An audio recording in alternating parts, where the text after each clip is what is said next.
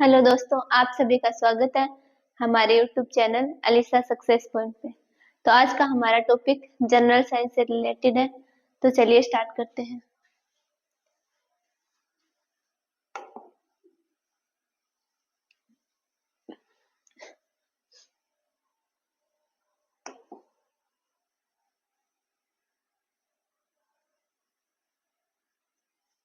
तो question number 1,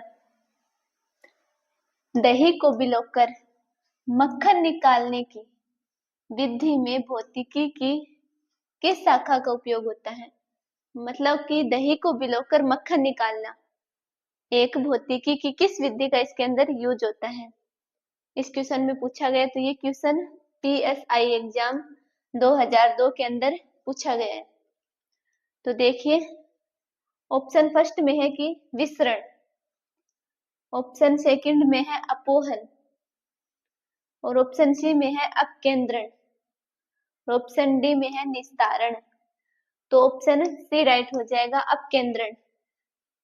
दही को भिगोकर मक्खन निकालने की विधि के अंदर अपकेंद्रण का यूज होता है। अपकेंद्रण क्या है? ये एक छद्म या काल्पनिक विधि है जिसके अंदर क्या होता है कि कोई भी वस्तु फर्श या मार्ग पर घूमती हुई प्रतीत होती है, हमें घूमती हुई प्रतीत होती है। जो बल लगता है वो केंद्र पर लगता हुआ प्रतीत होता है। जैसे कि दही को जब भिगोते हैं तो ऐसा लगता है कि मक्खन साइड के अंदर बल है जो केंद्र पर लग रहा है, तो वस्तु हमें केंद्र पर घूमती हुई दिखाई देती है। तो वो कौन सा बल होता है? अपकेंद्रण बल। तो इसके अंदर ऑप्शन सी राइट हो जाएगा। चलते हैं अगले क्वेश्चन की ओर।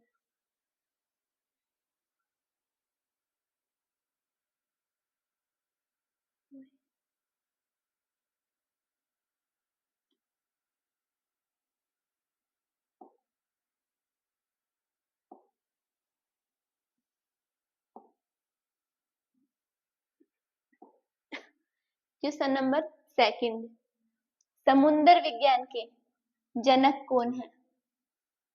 समुद्र विज्ञान के जनक, और ये क्वेश्चन मोटर वाहन एग्जाम 2022 के अंदर पूछा गया है। तो देखते हैं, ऑप्शन ए के अंदर है कि सुसमु टोनेगावा, और ऑप्शन बी में है मैथ्यू मोरे, और ऑप्शन सी के अंदर है कार्ल लैंडस्टीनर, और ऑप्शन डी में है अल्हा जैन। तो इसका राइट आंसर हो जाएगा ऑप्शन बी, मैथ्यू मोरे। समुद्र विज्ञान के जनक है मैथ्यू मोरे।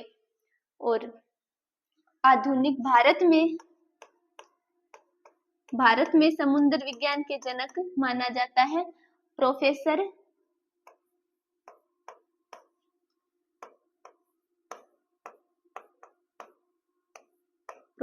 लाफंड, प्रोफेसर लाफेंड को भारत में समुद्र विज्ञान का जनक माना जाता है, लेकिन आधुनिक समुद्र विज्ञान है उसका जनक है मैथ्यू मोरे। तो ऑप्शन बी राइट हो जाएगा। चलते हैं अगले क्वेश्चन की ओर।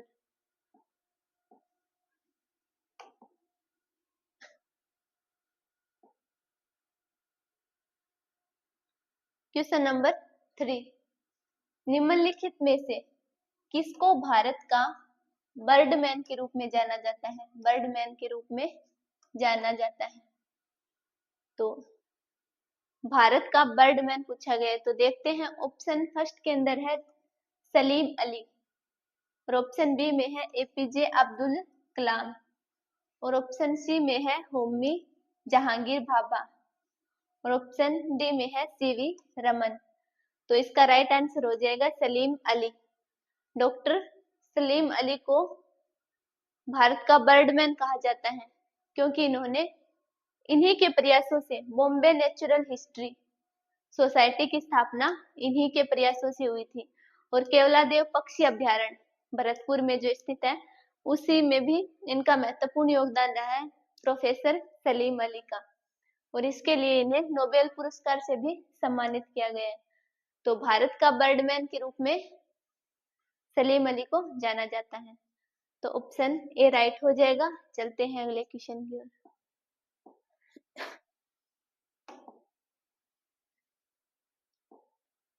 क्वेश्चन नंबर 4 उष्मा संचरण की किस विधि द्वारा सूर्य से उत्सर्जित उष्मा पृथ्वी तक पहुंचती है। मतलब कि उष्मा संचरण की एक विधि होती है जिसके अंदर सूर्य से उत्सर्जित होने वाली यानी सूर्य से निकलने वाली किरणें पृथ्वी तक पहुंचती है, जिन्हें पराबैंगनी किरणें कहा जाता है। तो ये क्वेश्चन रीट एग्जाम 2021 के अंदर पूछा गया है, तो देखते हैं। और पुलिस कांस्टेबल के अंदर भी ये क्वेश्चन पूछा गया, तो ये क्वेश्चन मोस्ट इम्पोर्टेंट है। तो देखते हैं, ऑप्शन ए के अंदर है संवहन और ऑप्शन बी में है चालन और ऑप्शन डी में है विकिरण और ऑप्शन डी के अंदर है संवहन और चालन दोनों। मिसप्रिंट है यहाँ थोड़ी, तो इसका राइट आंसर हो जाएगा विकिरण। उष्मा संचरण, सूर्य से जो किरणें निकलती है और पृथ्वी तक पहुंचती है उसमें विकिरण उत्सर्जित होती है, तो उसे उत्सर्जित पृथ्वी तक पहुंचती है उसे विकिरण कहा जाता है, या उसे सूर्य तप भी कहा जाता है। सूर्य तप, कई इसके उपनाम भी हैं।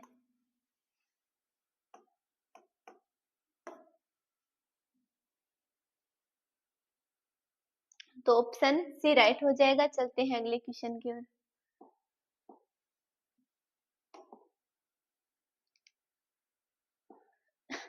क्वेश्चन नंबर 5, लकड़ी के एक चम्मच को आइसक्रीम के प्याले में डुबोया जाता है, तो इसका दूसरा सिरा, मतलब कि लकड़ी की एक चम्मच है और आइसक्रीम का एक प्याला है, उसके एक सिरे को आइसक्रीम, मतलब चम्मच के एक सिरे को आइसक्रीम के अंदर डुबोया जाता है और उसके दूसरे सिरे पर क्या इफेक्ट पड़ेगा, इस क्वेश्चन में पूछा गया है। तो देखते हैं, ये क्वेश्चन रीट एग्जाम 2022 के अंदर पूछा गया है।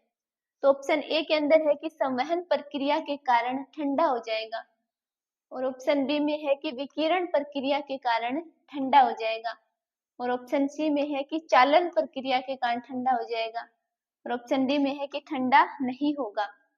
तो कौन सा ऑप्शन डी राइट हो जाएगा, ठंडा नहीं होगा। क्यों?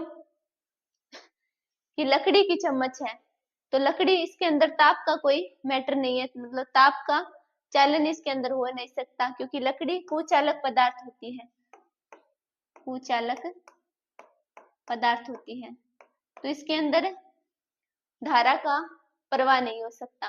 तो लकड़ी का एक सिरा गरम, एक सिरा आइसक्रीम के प्याले में डुबोएंगे तो दूसरे सिरे पर कोई इफेक्ट नहीं पड़ेगा, वो ठंडा नहीं होगा, क्योंकि लकड़ी कुचालक पदार्थ होती है। तो ऑप्शन डी राइट हो जाएगा। चलते हैं अगले क्वेश्चन की ओर।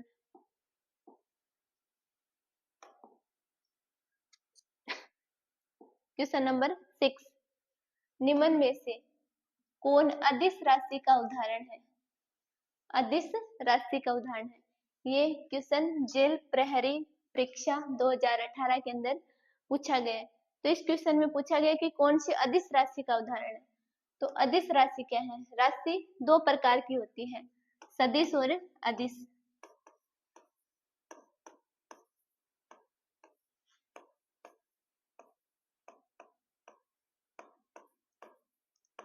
सदिश और अदिश राशि, सदिश राशि के अंदर क्या होता है कि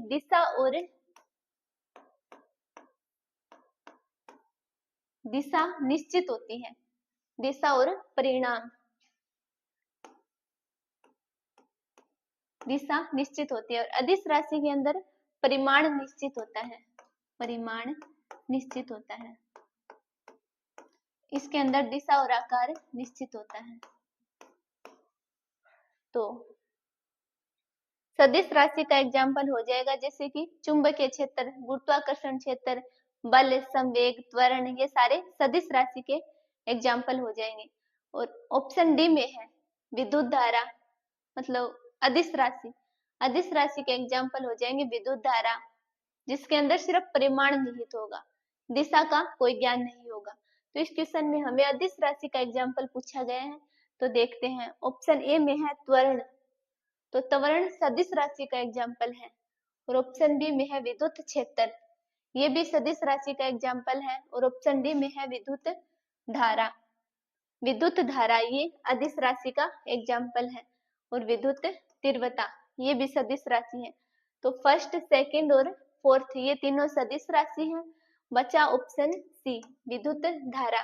विद्युत धारा के अंदर केवल परिमाण निहित होता है, इसलिए ये अदिश राशि के अंदर आती है। तो ऑप्शन सी राइट हो जाएगा। चलते हैं अगले क्वेश्चन की ओर।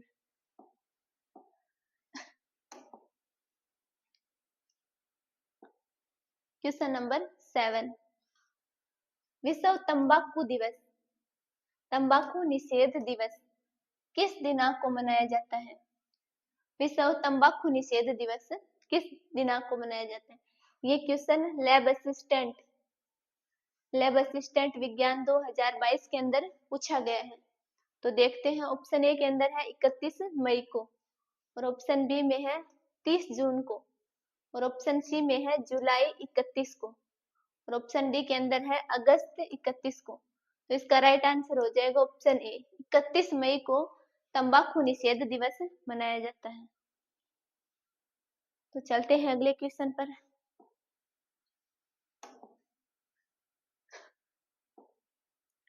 क्वेश्चन नंबर 8, आंधी के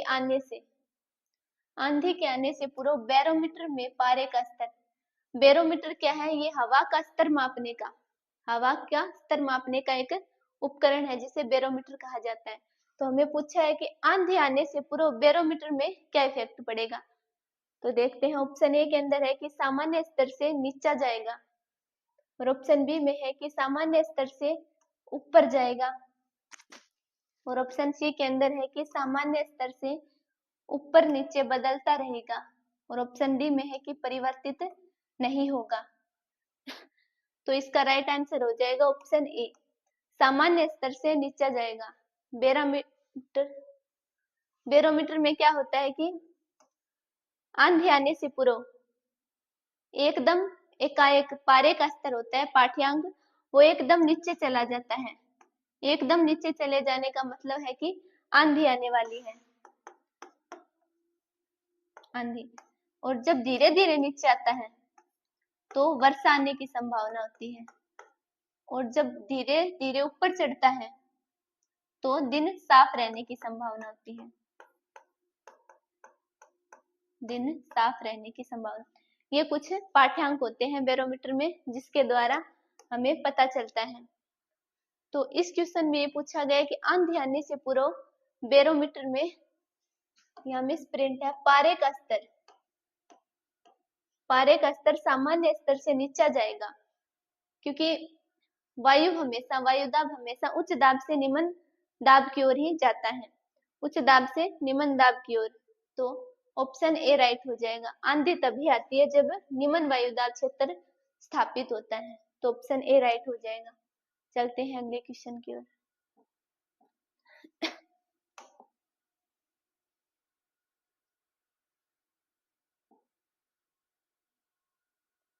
क्वेश्चन नंबर 9, पुनेट वर्ग में हम किसका अध्ययन करते हैं? पुनेट वर्ग में हम किसका अध्ययन करते हैं? ये क्वेश्चन सीईटी एग्जाम 2023 के अंदर पूछा गया है। तो देखते हैं, ऑप्शन ए में है कि कोशिका, और ऑप्शन बी में है जीव विज्ञान का, और ऑप्शन सी के अंदर है जैव विकास का, और ऑप्शन डी में है प्रकाश संश्लेषण का, और ऑप्शन ई में है आनुवांशिकी का। तो इसका राइट आंसर हो जाएगा ऑप्शन ई, आनुवांशिकी। पुनेट वर्ग क्या है? पुनेट वर्ग एक वर्ग आरेख होता है जिसके अंदर क्या होता है कि आनुवांशिकी से, जेनेटिक से रिलेटेड इंफॉर्मेशन होती है। तो इसके अंदर पूछा गया है कि पुनेट वर्ग में आनुवंशिकी का अध्ययन किया जाता है। इसमें क्या होता है कि कोई विशेष क्रॉस या फिर प्रजनन प्रयोग में फिनोटाइप और जीनोटाइप दो प्राप्त होते हैं। लास्ट में फिनोटाइप और जीनोटाइप।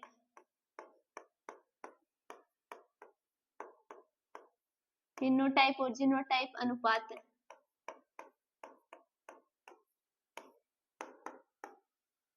किसी भी विशेष क्रॉस या संकर क्रॉस तब करवाते हैं तो एक फिनोटाइप और जीनोटाइप अनुपात लास्ट के अंदर मिलता है हमें। तो इसके अंदर क्या होता है कि जब कोई क्रॉस करवाया जाता है, विशेष क्रॉस, तो जिन फिनोटाइप अनुपात होता है उसकी भविष्यवाणी की जाती है कि फिनोटाइप अनुपात कितना होगा। तो पुनेट वर्ग का उपयोग इनकी भविष्यवाणी करने में भी किया जाता है। तो ऑप्शन ई राइट हो जाएगा। चलते हैं अगले क्वेश्चन पर।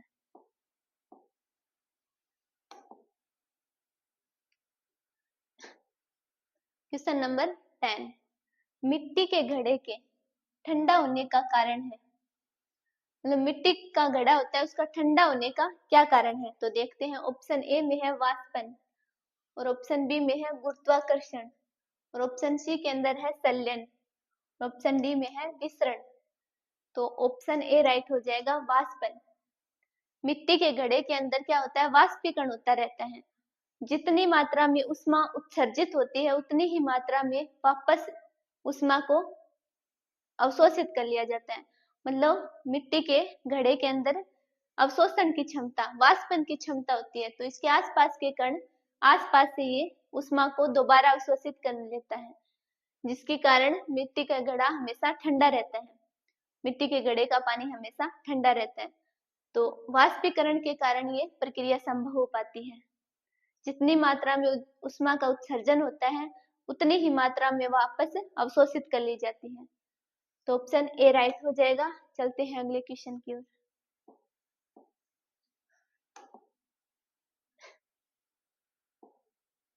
क्वेश्चन नंबर 11, समय मापन विज्ञान है। समय मापने की विज्ञान होती है, उसे क्या कहते हैं। तो ये क्वेश्चन आरएएस प्रवेश परीक्षा 1999 के अंदर पूछा गया है। समय मापने की शाखा या ब्रांच कौन सी है, इस क्वेश्चन में पूछा गया। तो देखते हैं। ऑप्शन ए में है होरोलॉजी, और ऑप्शन बी में है कोस्मोलॉजी, और ऑप्शन सी के अंदर है टोमोग्राफी, और ऑप्शन डी में है हाइड्रोलॉजी। तो इसका राइट आंसर हो जाएगा horology. Option A horology. Horology समय मापने से संबंधित विज्ञान है। इसके अंदर समय का मापन किया जाता है। तो ऑप्शन ए राइट हो जाएगा। ऑप्शन बी के अंदर दिया है कोस्मोलॉजी। कोस्मोलॉजी के अंदर क्या होता है, इसमें समस्त ब्रह्मांड की उत्पत्ति, विकास और विलोपन से संबंधित क्रमबद्ध अध्ययन किया जाता है इसके अंदर, कोस्मोलॉजी के अंदर। और ऑप्शन सी में है टोमोग्राफी।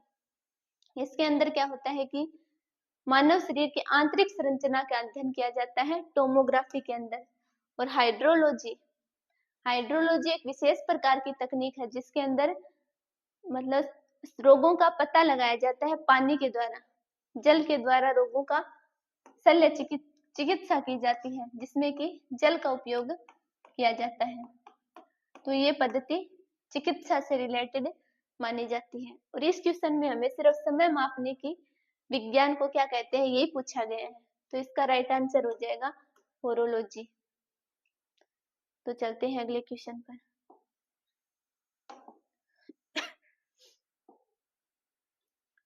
क्वेश्चन नंबर 12, मधुमक्खी पालन को कहते हैं।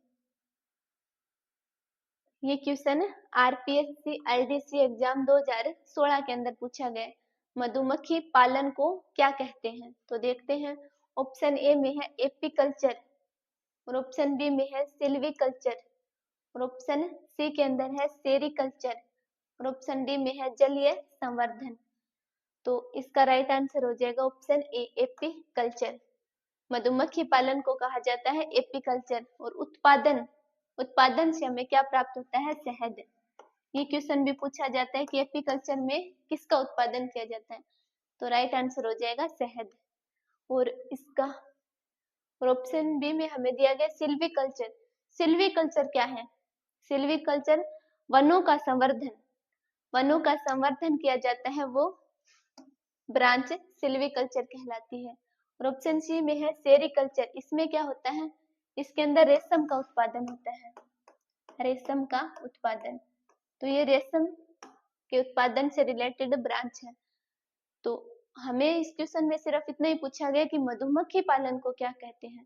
तो इसका राइट आंसर हो जाएगा एपीकल्चर। तो ऑप्शन ए राइट है। चलते हैं अगले क्वेश्चन पर।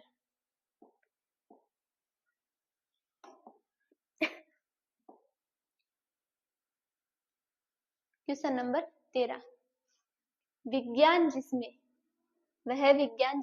पशु मानव शारीरिक संरचना का विच्छेदन द्वारा सीखा जाता है। मतलब कि वह कौन सी विज्ञान है जिसमें पशु या मानव की शारीरिक संरचना का विच्छेदन द्वारा हम सीख सकते हैं। तो देखते हैं ये क्वेश्चन PSI एग्जाम 2011 के अंदर पूछा गया है। तो देखते हैं ऑप्शन ए में है कि हेमेटोलॉजी, और ऑप्शन बी में है ओस्टियोलॉजी, और ऑप्शन सी के अंदर है एनाटोमी, और ऑप्शन डी में है हेप्टोलॉजी। तो जिसमें पशु और मानव की शारीरिक संरचना का अध्ययन किया जाता है, तो राइट हो जाएगा ऑप्शन सी एनाटोमी। एनाटोमी के अंदर जीवधारियों की आंतरिक संरचना का अध्ययन होता है।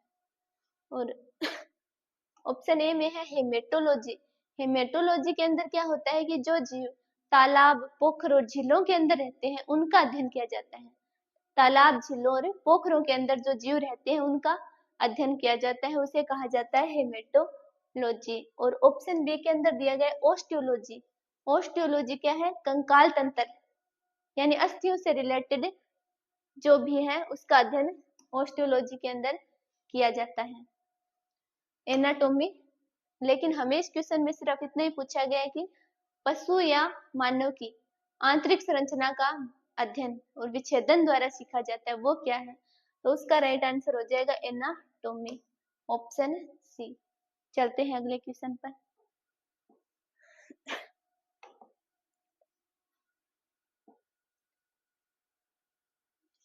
क्वेश्चन नंबर 14, पक्षियों के वैज्ञानिक अध्ययन को कहते हैं।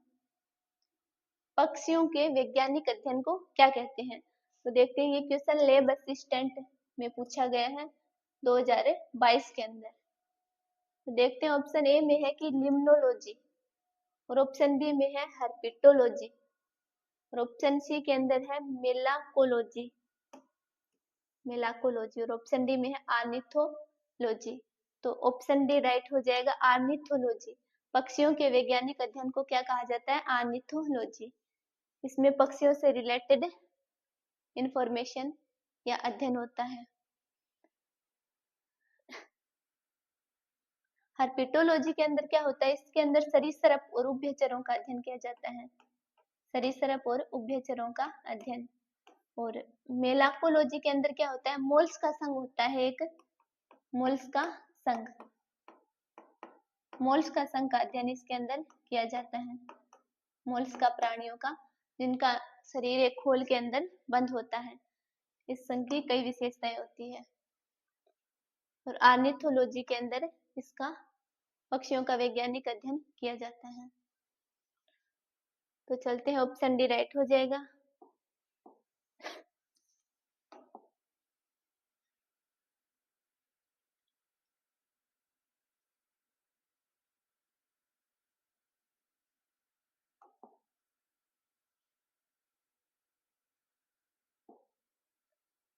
क्वेश्चन नंबर 15, पेनिसिलिन की खोज किसने की थी? पेनिसिलिन की खोज किसने की थी? ये क्वेश्चन हेडमास्टर परीक्षा 2018 के अंदर पूछा गया है। तो देखते हैं, ऑप्शन ए के अंदर है स्टीफेंस ने, और ऑप्शन बी में है डनलप ने, और ऑप्शन सी के अंदर है को वैज्ञानिक, और ऑप्शन डी में है अलेक्जेंडर फ्लेमिंग ने। तो इसका राइट आंसर हो जाएगा अलेक्जेंडर फ्लेमिंग। अलेक्जेंडर फ्लेमिंग ने पेनिसिलिन की खोज की थी। पेनिसिलिन क्या है? ये एक एंटीबायोटिक है, एंटीबायोटिक, जिसके अंदर जीवाणु और कवक, जीवाणु और कवक,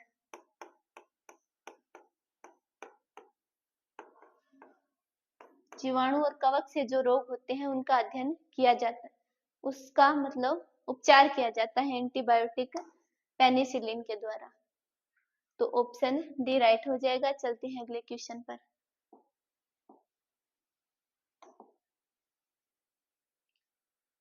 क्वेश्चन नंबर 16, भौतिकी की किस शाखा में अति सूक्ष्म कणों की चाल का अध्ययन किया जाता है? मतलब भौतिकी की एक शाखा है जिसके अंदर अति सूक्ष्म कण होते हैं, उनकी चाल का अध्ययन किया जाता है। ये क्वेश्चन RS 2003 के अंदर पूछा गया, RS एग्जाम के अंदर पूछा गया है। तो देखते हैं, ऑप्शन फर्स्ट में है कि फील्ड थ्योरी नामक वैज्ञानिक, और ऑप्शन बी में है पार्टिकल फिजिक्स, और ऑप्शन डी में है क्वांटम मैकेनिक्स, और ऑप्शन डी में है परमाणुीय भौतिकी।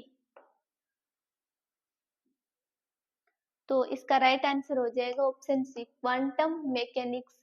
भौतिक विज्ञान की एक शाखा है जिसे क्वांटम मैकेनिक्स कहा जाता है।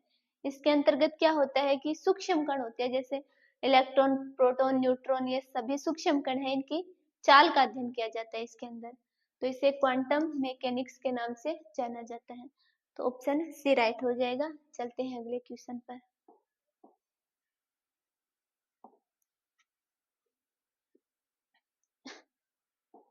क्वेश्चन नंबर 17, हृदय और फेफड़ों की आवाज सुनने के लिए डॉक्टर किस यंत्र का उपयोग करता है? मतलब हृदय और फेफड़ों की जो आवाज होती है, डब डब या जो भी आवाज निकलती है, उसके लिए डॉक्टर किस यंत्र का उपयोग करता है?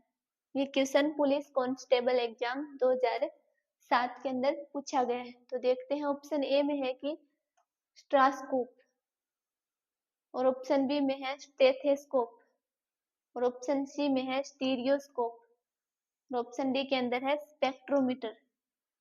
तो इसका राइट आंसर हो जाएगा स्टेथोस्कोप।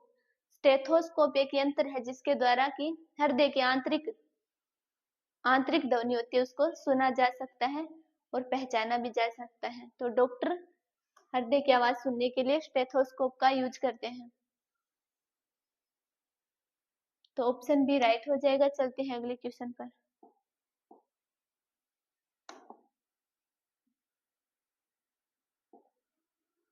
क्वेश्चन नंबर 18, जीव विज्ञान के जनक है, बायोलॉजी या जीव विज्ञान के जनक कौन है?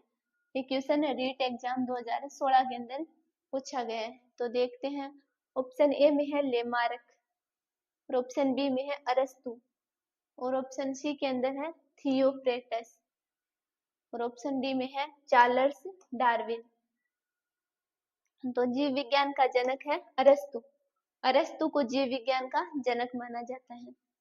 तो ऑप्शन बी राइट हो जाएगा। चलते हैं अगले क्वेश्चन पर।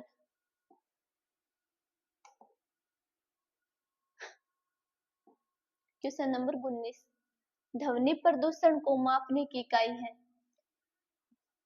मतलब ध्वनि प्रदूषण जो होता है उसको मापने की इकाई क्या है? तो देखते हैं, ये क्वेश्चन पुलिस कांस्टेबल एग्जाम 2007 के अंदर पूछा गया है। तो देखते हैं, ऑप्शन ए में है डेसिबल, और ऑप्शन बी के अंदर है अल्ट्रासाउंड, और ऑप्शन सी के अंदर है हेडफोन, और ऑप्शन डी में है ईयरफोन। तो इसका राइट आंसर हो जाएगा ऑप्शन ए डेसिबल। डेसिबल ध्वनि मापने की इकाई है।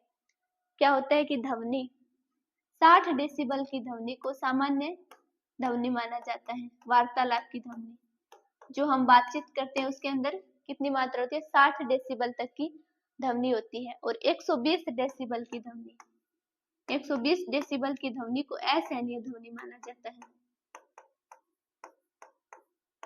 असहनीय, जिसे हम बर्दाश्त नहीं कर सकते। और 85 डेसिबल तक की ध्वनि को हम बर्दाश्त कर सकते हैं। मतलब ज्यादा से मात्रा में जो हम बर्दाश्त कर सकते हैं वो है 85 डेसिबल, 85 डेसिबल तक की ध्वनि। तो इसके अंदर पूछा गया है कि ध्वनि प्रदूषण को मापने की इकाई क्या है? तो वो है डेसिबल। ऑप्शन ए राइट है। चलते हैं अगले क्वेश्चन पर।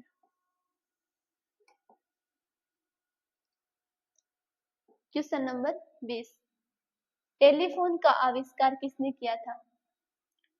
टेलीफोन का आविष्कार किसने किया था? तो ऑप्शन ए में है मार्कोनी ने, और ऑप्शन बी में है अलेक्जेंडर ग्राहम बेल ने, और ऑप्शन सी में है बेर्ड ने, और ऑप्शन डी के अंदर है थॉमस बेरो ने। तो इसका राइट आंसर हो जाएगा option B, Alexander Graham Bell नामक वैज्ञानिक था जिसने टेलीफोन का आविष्कार सर्वप्रथम किया था। तो ऑप्शन बी राइट हो जाएगा। चलते हैं अगले क्वेश्चन पर।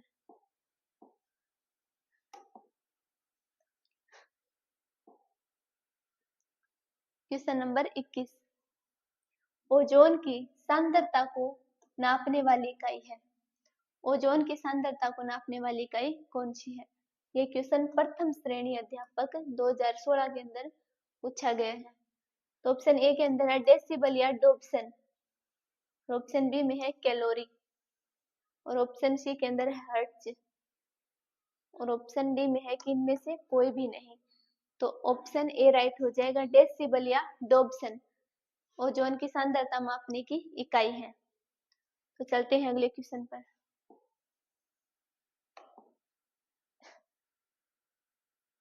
क्वेश्चन नंबर 22, वायुमंडल में बादलों के तैरने का कारण इनका कम, मतलब वायुमंडल में बादल तैरते रहते हैं उसका क्या कारण है?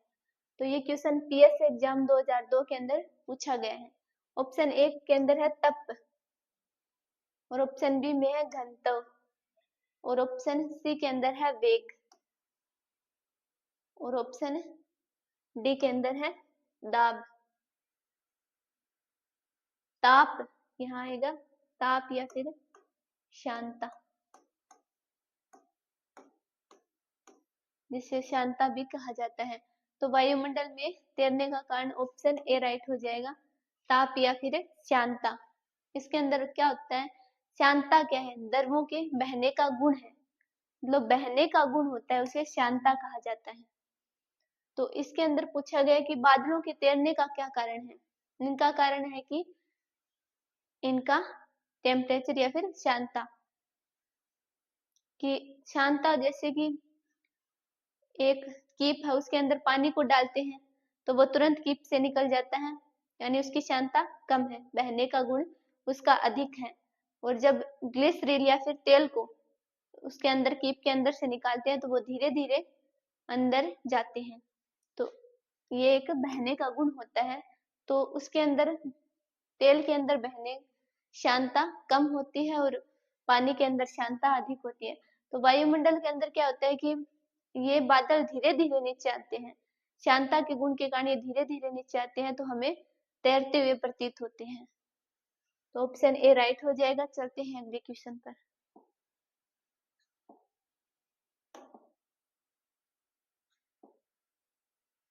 क्वेश्चन नंबर 23, एसआई पद्धति में ताप का मूल मात्रक है। एसआई पद्धति में ताप का मूल मात्रक क्या है? तो सबसे पहले क्वेश्चन ये है कि मूल मात्रक क्या है। मूल मात्रक क्या होते हैं, वो जो पूरी तरह से स्वतंत्र होते हैं, तो उनके अंदर किसी दूसरी राशि का प्रयोग नहीं होता, वो पूरी तरह से स्वतंत्र होते हैं। जैसे कि दूरी, दूरी का मात्रक क्या है? दूरी का मूल मात्रक मीटर है, और ताप का केल्विन। देखते हैं ऑप्शन ए के अंदर है सेल्सियस, और ऑप्शन डी में है केल्विन, और ऑप्शन सी के अंदर है फ़ारेनहाइट, और ऑप्शन डी के अंदर है सेल्सियस और केल्विन दोनों। तो एसआई पद्धति में ताप का मूल मात्रक है केल्विन, केल्विन। और जैसे कि विद्युत धारा है, उसका मूल मात्रक क्या है? एम्पियर। तो इसके अंदर मूल मात्रक पूरी तरह से स्वतंत्र होते हैं और एक ही होता है मूल मात्रक, जो कि ताप का जैसे केल्विन होता है। तो ऑप्शन बी राइट हो जाएगा। चलते हैं अगले क्वेश्चन पर।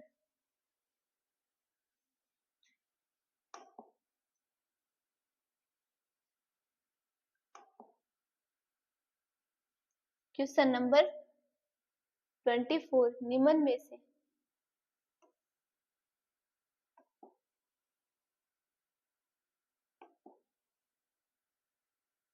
क्वेश्चन नंबर 24, निम्न में से कौन सी राशि रिएक्टर पैमाने पर मापी जाती है? कौन सी राशि है जो रिएक्टर पैमाने पर मापी जाती है? ये क्वेश्चन पुलिस कांस्टेबल एग्जाम 2007 के अंदर पूछा गया है। तो देखते हैं ऑप्शन ए के अंदर है हिम नदी की चाल, ऑप्शन बी में है जनसंख्या वृद्धि को, और ऑप्शन सी में है कि भूकंप की तीव्रता, और ऑप्शन डी में है कि पृथ्वी के अंदर का तापमान। तो इसका राइट आंसर हो जाएगा ऑप्शन सी, भूकंप की तीव्रता। कौन सी राशि रिएक्टर पैमाने पर? भूकंप की तीव्रता। और भूकंप की तीव्रता को सिस्मोग्राफ द्वारा भी मापा जाता है, सिस्मोग्राफ।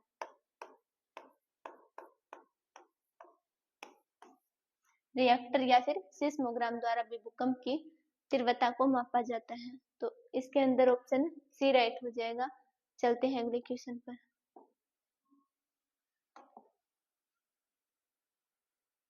क्वेश्चन नंबर 25, मात्रकों की अंतरराष्ट्रीय पद्धति कब से लागू की गई थी? मात्रकों की अंतरराष्ट्रीय पद्धति कब से लागू की गई थी? ये क्वेश्चन पीएसआई एग्जाम 2002 और 2007 में 2 बार ये क्वेश्चन पूछा गया है। तो देखते हैं, ऑप्शन ए में है 1971 में, और ऑप्शन बी में है 1969 में, और ऑप्शन सी में है 1973 के अंदर, और ऑप्शन डी में है 1982 में।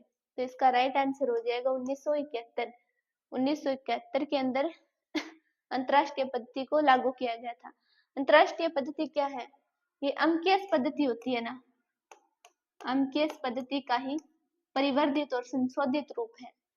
अंकीय पद्धति का ही परिवर्धित और संशोधित रूप है। तो इसके अंदर ये 1971 के अंदर लागू की गई थी। तो ऑप्शन ए राइट है। चलते हैं अगले क्वेश्चन पर।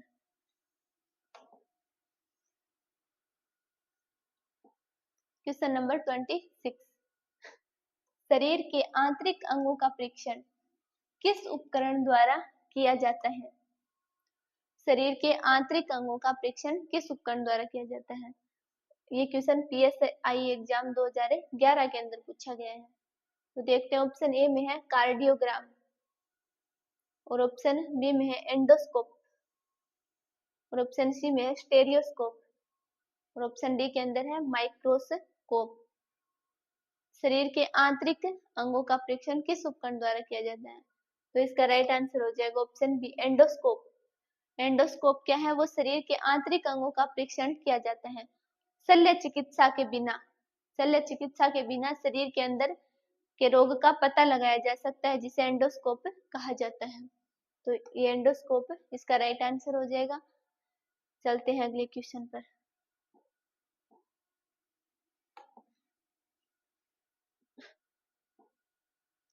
क्वेश्चन नंबर 27, ईसीजी किस रोग का पता लगाने हेतु प्रयुक्त की जाती है? ईसीजी या जिसे इलेक्ट्रोकार्डियोग्राम।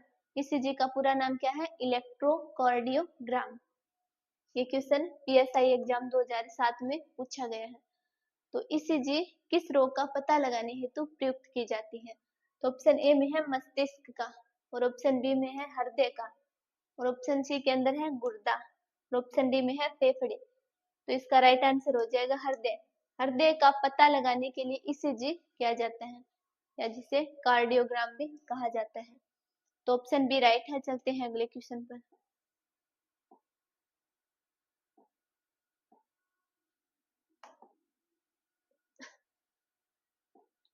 क्वेश्चन नंबर 28 या 28, अति सूक्ष्म वस्तुओं के आवर्धन के लिए किस यंत्र का उपयोग किया जाता है? अति सूक्ष्म वस्तु को आवर्धन के लिए देखने के लिए किस यंत्र का उपयोग किया जाता है? क्वेश्चन पटवार परीक्षा 2021 के अंदर पूछा गया है। तो ऑप्शन ए के अंदर है हाइड्रोस्कोप, और ऑप्शन बी में है इलेक्ट्रोस्कोप, और ऑप्शन सी के अंदर है पेरिस्कोप, और ऑप्शन डी में है माइक्रोस्कोप। तो मतलब अति सूक्ष्म वस्तुओं के आवर्धन के लिए पूछा गया, तो इसका राइट आंसर हो जाएगा ऑप्शन डी माइक्रोस्कोप। माइक्रोस्कोप के अंदर क्या होता है कि जो वस्तु हम नेचुरल सामान्य आंख से नहीं देख सकते, वो माइक्रोस्कोप के अंदर देखा जा सकता है। ये अति सूक्ष्म वस्तुओं को भी दिखा सकते हैं, जिन्हें हम नग्न आंखों से नहीं देख सकते, तो उसे माइक्रोस्कोप कहा जाता है। तो ऑप्शन डी राइट है। चलते हैं अगले क्वेश्चन पर।